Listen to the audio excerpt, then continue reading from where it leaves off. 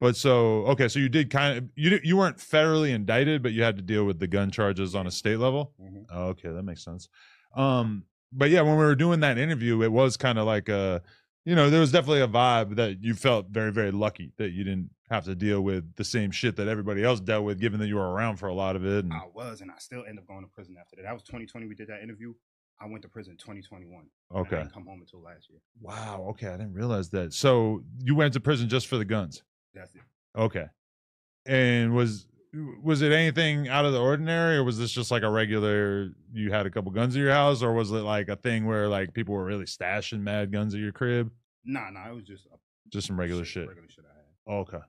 What was it like going back and doing 3 years after you probably thought you were done with that? Yo, I'm not gonna lie to you, bro. Crazy that you asked that question, because it was horrible.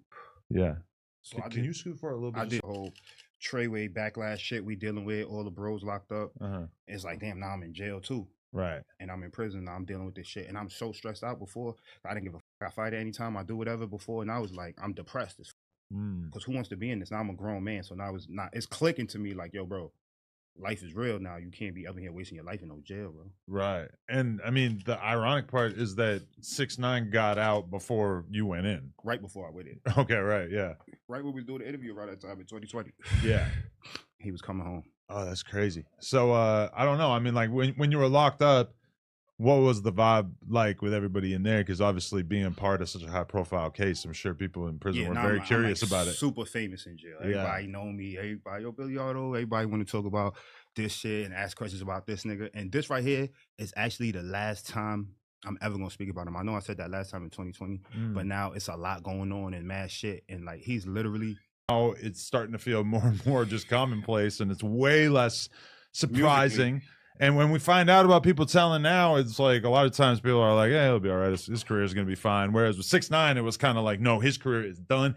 Everybody in hip hop did not want to fuck with him at all. I remember he came out here to do a media run, and nobody would interview him besides Logan Paul. So like the only person who was going to do an interview with him was somebody who's completely outside rap, somebody that was already clout chasing himself from boxing mad shit. So he don't give a fuck. But now you got Vlad, who, like, I don't know, there's been some kind of change in the tide where Vlad is like going to Miami to interview him because he actually sees this as an important storyline. I'm pretty sure Vlad could have got that interview for free in 2020.